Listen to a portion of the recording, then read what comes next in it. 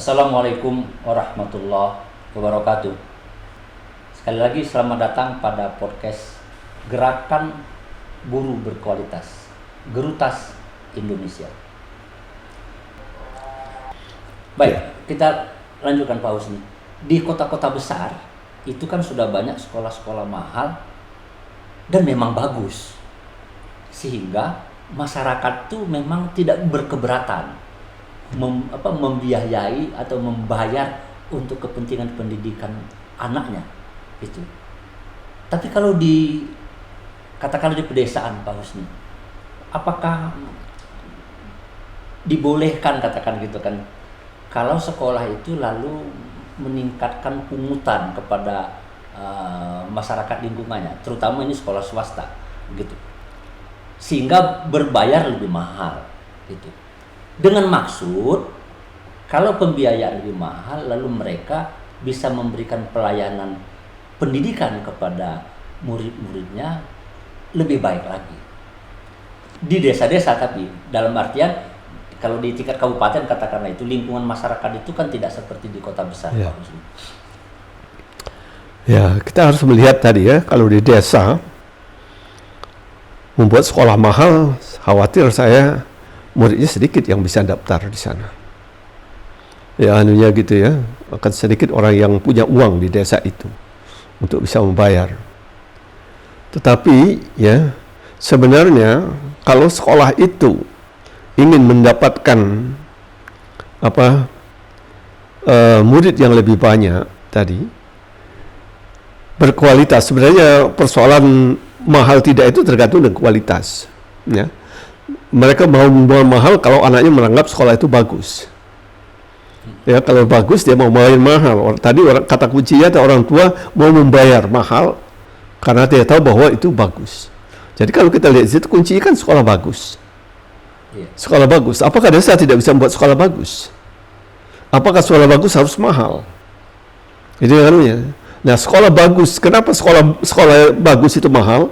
Karena tadi fasilitasnya cukup, ya gurunya bagus gitu ya, pelayanannya bagus. Apa tidak bisa membuat ya gurunya bagus, pelayanan bagus, fasilitas apa yang ada? Kan kualitas itu lebih banyak ditentukan oleh si guru, interaksi guru dan murid.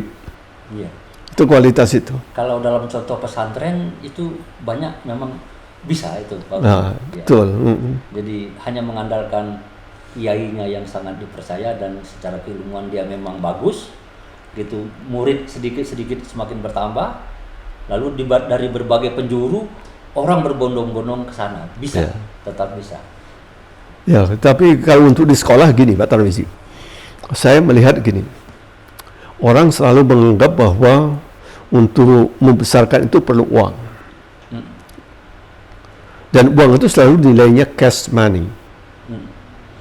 Ini yang lalunya dia.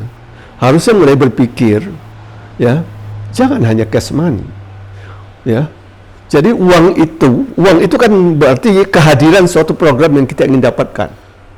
Kehadiran ini kan tidak harus dengan uang. Misalkan tadi ingin meningkatkan kualitas guru. Guru kita lemah pengetahuan, misalnya basic dasarnya tentang misalkan matematika. Sehingga kalau zaman dulu ada ujian nasional itu matematika di sekolah ini rendah. Gimana kita membuat sekolah guru ini bagus? Oh, bagus, sekolahkan. Sekolahkan mahal. Ikut kursus mahal. Gitu kan ini. Nah ini, karena itu bayar kan, kursus mahal, bayar ini mahal. Kenapa enggak kita mencari sumber dana yang lain? Sumber yang lain itu yang disebut dengan in-kind money.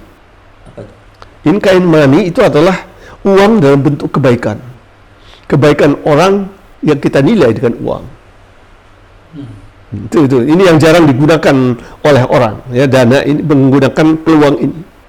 In-kind money seperti tadi. Ketika dia kesulitan tadi, dia tahu bahwa guru matematikanya rendah, maka dia cari dulu siapa di wilayah ini yang tahu tentang matematika yang bagus. Ada nggak guru yang lain? Atau ada nggak orang tua yang setelah lihat tadi data dari orang tuanya, oh ini ada orang tua yang lulusan perguruan tinggi, misalkan dari anak kita ini, oh dia kerja di kecamatan, dia pernah sekolah itu misalkan tadi dari fakultas apa ekonomi ya. Kalau ekonomi kan berarti kan sainsnya kan paling enggak bagus dia anunya. Kenapa enggak ini diambil oleh dengan silaturahim tadi kepala sekolah memberitahukan bahwa sekolah kami ya nilai-nilai matematikanya rendah sekali. Sudah 3 tahun sekolah masih seperti ini. Ya. Dengan guru kami setelah dilihat kemampuan guru yang kurang, tapi mau menyekolahkan sulit. Bisa enggak Bapak membantu guru kami ini? Nah, si orang tua, karena muridnya ada di sana, otomatis dia akan mau.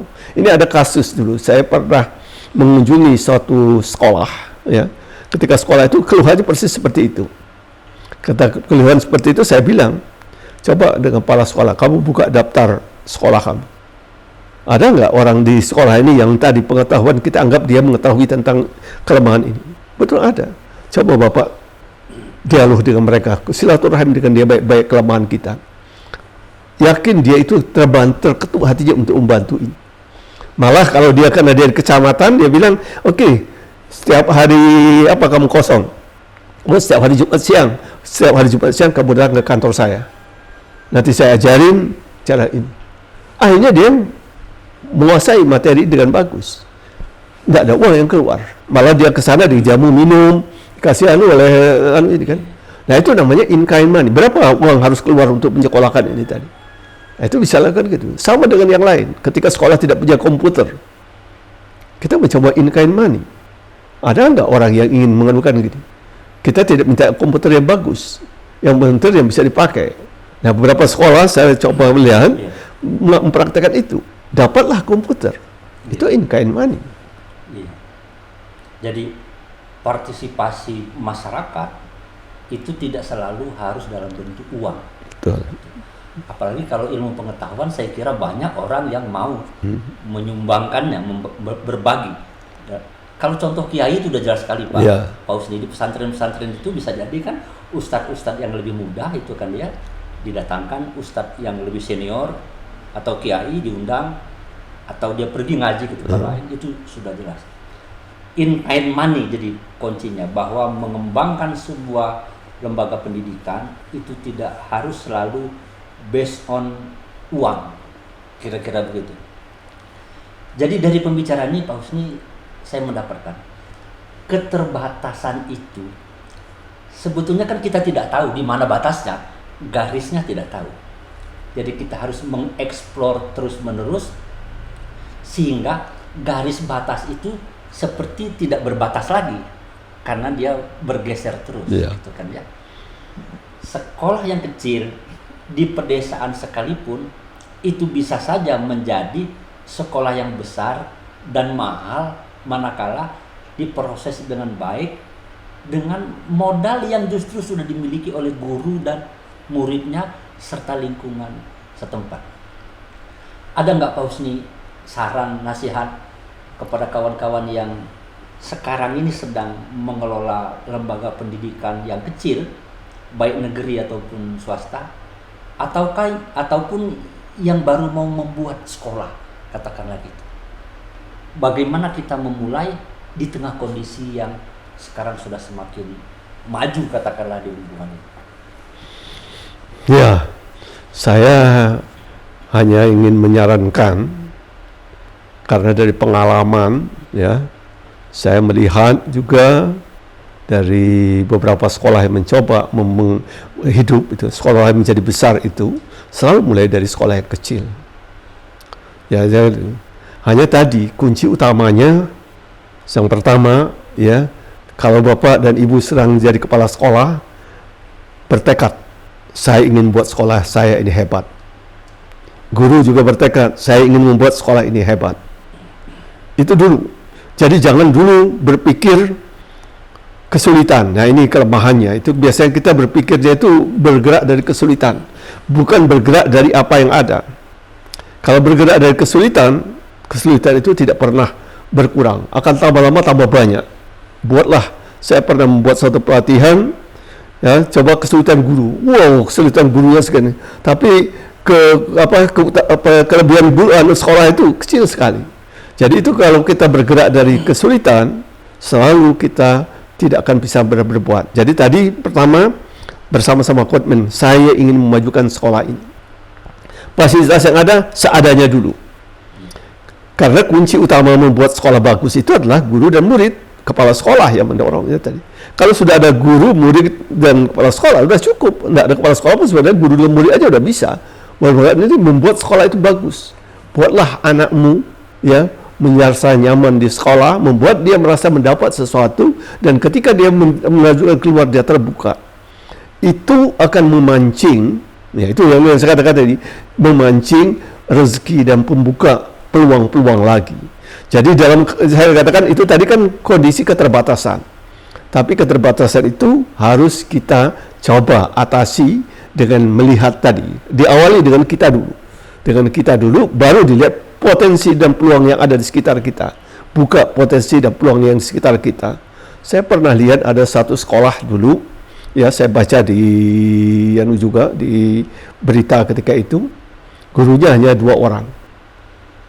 Muridnya ada 100, kemudian kelasnya ada 6. Gimana mengajar seperti ini? Mobile. Jadi mobile. Artinya sekolahnya akan berjalan dengan mobilitas 2 orang guru secara tinggi di sekolah itu. Nah, itu kan berat. Iya. Tetapi apa yang dilakukan oleh kepala sekolah dengan guru tadi? Persis dia menggunakan ilmu mengajinya orang di kampung, guru ngaji di kampung. Guru ngaji di kampung itu bisa 100-200 murid. Satu orang guru ngaji. Iya. Ya, tapi bisa itu. Gimana cara dia mengatasinya? Murid yang lebih di atas ngajari yang di bawahnya, murid yang ini ngajari ini. Nah, sehingga dia bisa membuat tadi sekolah itu tetap berjalan. Itulah kawan-kawan sekalian. Apabila kita melihat peluang sebetulnya, jangan hanya berpikir negatif dengan keterbatasan-keterbatasan, semuanya akan terbuka. Contoh yang paling akhir tadi dikatakan oleh Pak Husni, guru ngaji itu bisa ngajar untuk 100 orang. Jadi Pak Husni, kalau melihat contoh guru ngaji sendirian bahkan bisa mengajar 100 orang, tetapi dia memanfaatkan murid senior kan Pak ya untuk mengajar. Tapi itu tuh ngaji Pak. Kalau di sekolah gimana? Sama, harusnya kan gitu. Guru kan yang tahu dia persis anak ini lebih menguasai materi saya, lebih bagus. Oh ini belum. Ya kan gitu kan? Anak ini kan bisa saya minta ngajarin yang belum ini. Apalagi misalnya dia kelasnya lebih tinggi. Nah, kalau kamu aja bantu ini. Bantulah yang di sini. Itu lalu bisa lakukan gitu. Jadi dalam keterbatasan ya tidak ngeluh. Kalau ngeluh kan tetap aja tidak bisa teratasi. Tapi dengan kita tadi tahu memetakan kemampuan murid kita masing-masing, kita akan tahu, oh ini ngajinya udah bagus bacanya. Oh ini matematikanya udah lebih bagus. Nah, coba lakukan gitu. Berturut gitu. Jadi itu teratasi kan dengan bagus itu. Ya, mereka menguasai, dan karena anak sendiri yang ngajar sama-sama mereka jauh lebih lancar kan proses belajarnya. Sambil bercanda mereka ngajari bisa begitu. Saya pengalaman seperti itu, disuruh ngajar di kelas yang lebih bawah, saya bangga dan saya semakin semangat belajar. Itu dia. Itu contoh. Itu kuncinya. Kawan-kawan sekalian, sekali lagi yang kita dapatkan dari pembicaraan bersama Pak Husni hari ini, bahwa keterbatasan itu jangan kita lihat sebagai momok. Jangan berpikir negatif sehingga yang datang itu hanya keterbatasannya saja. Muhammad Iqbal, pemikir dari Pakistan, sudah lama mengatakan keterbatasan itu sesungguhnya baru tahu ketika kita sudah jalani. Oh, batas kita sebatas ini sebetulnya. Tapi kalau kita belum jalani, maka keterbatasan itu keliru. Bahkan Pak Husni Rahim mengingatkan kepada kita, limited is unlimited. Keterbatasan itu apabila kita melihat peluangnya menjadi tak terbatas. Sekolah yang kecil, guru di pedesaan bisa saja menjadi sekolah yang besar, menjadi idaman dan idola bagi orang-orang lain di berbagai pelosok di Indonesia. Terima kasih atas perhatiannya. Jangan lupa untuk kembali lagi pada perbincangan kami yang akan datang. Wassalamualaikum warahmatullahi wabarakatuh.